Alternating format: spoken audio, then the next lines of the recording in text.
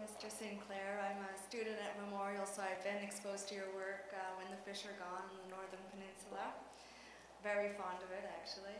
I also have some friends that know you on the Northern Peninsula. I've been to Port aux Choix, and I've spoken with a lot of fishermen up the west coast of Newfoundland that were not aware of these projects. Corridor Resources maintains that they have been consulted, but somewhere the message is being lost because on the ground they don't know about it.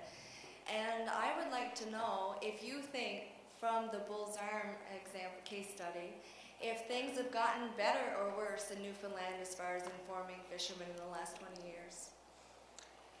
That's an interesting example that you bring up. I would say that the responsibility is not purely Corridor Resources, but also has to do with the way the union functions and the divisions that exist within the union.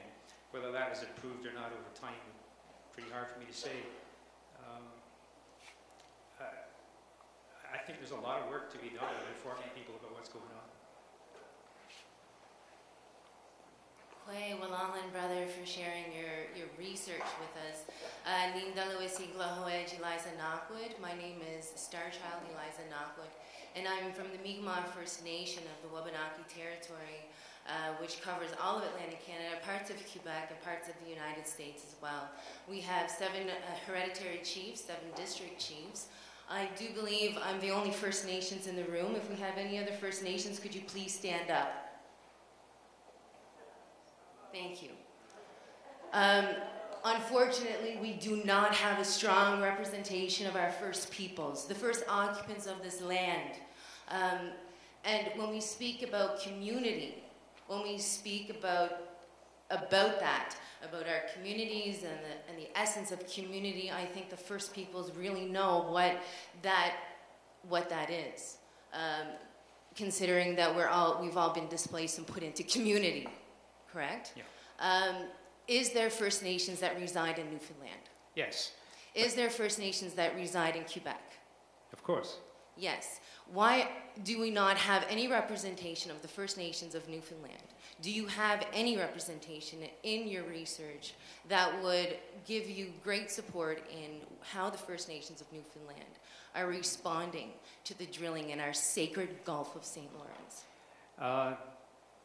I think the question would be more relevant outside Newfoundland. The area in which there is still some First Nation, identifiable First Nation settlement in Newfoundland is in the middle of the south coast. Other than that, which would not be very closely impacted by this. So I don't think it's that big an issue for First Nations people on the island of Newfoundland. Labrador is another matter. That's about the same issue perhaps as those in Cape Breton might have. And I really can't say what exists, and of course you're correct that it should exist. Yes. I would like to see everyone that's in attendance here come and attend a First Nations panel and discussion on these issues. Mm-hmm. And I would also like to address it as the candidate for Green Party for Prince Edward Island. I will be continuing to address these issues, and also as a filmmaker, I will continue to make a great story about how the Gulf of St. Lawrence is a centerpiece, not only for the fishing community, the non-native fishing community, but also for our children. And let me recite the Indian Act, and there's a part on there that says, we do not own this land. This is borrowed land from our children and our children's children.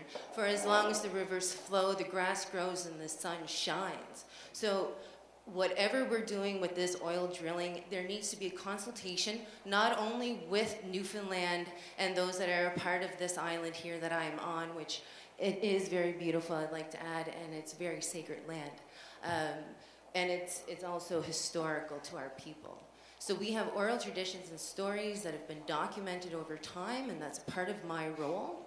And I think that these stories really need to be shared, and the people in this room need to know these stories. My name is Eliza Knockwood. If you need to contact me, please feel free to do so after this. Thank you, sir. Thank you.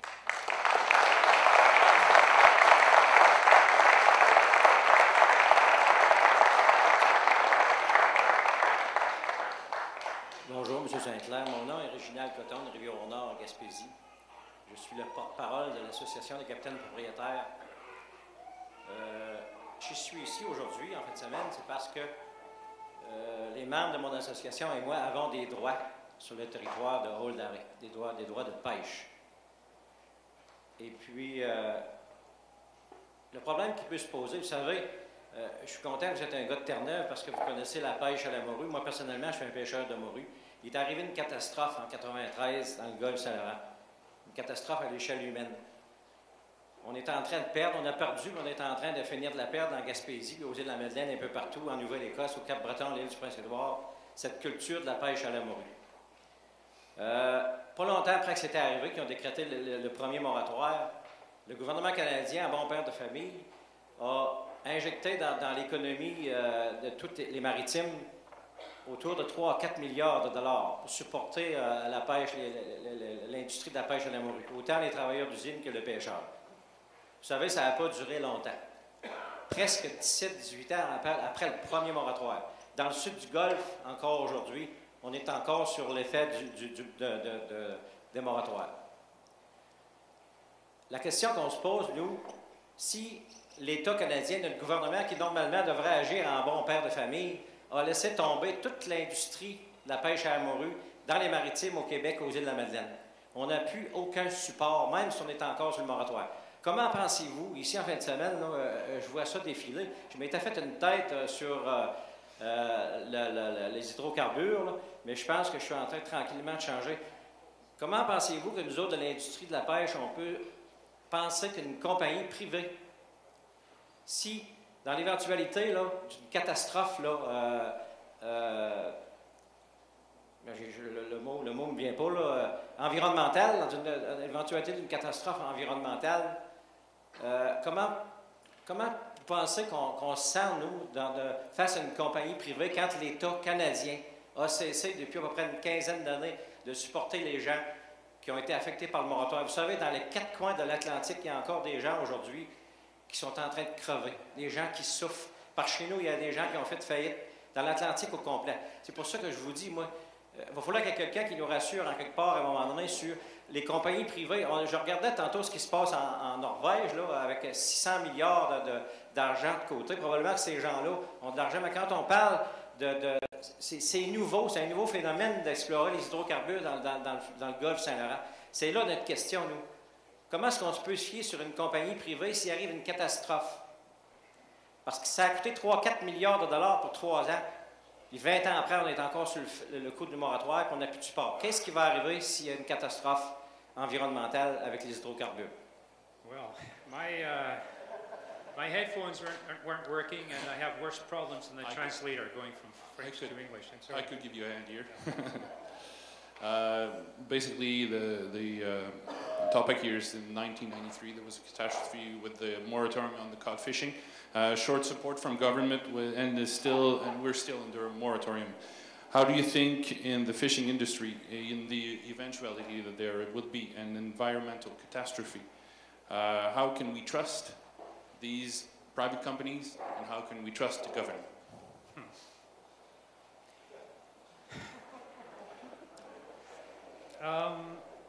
That's tough.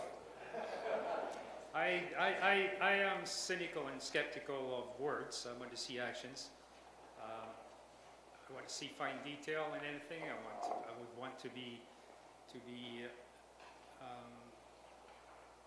getting a much greater degree of transparency than currently exists. You heard about that clause earlier that allows information only to come forward when it's agreed to by the operators of the oil industry in Newfoundland. Stuff like that has to be stopped.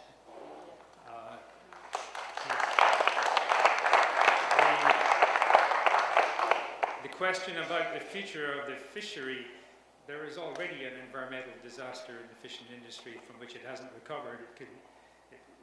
It's hard to get too much worse, but that's kind of no excuse for not taking action to try to help it recover.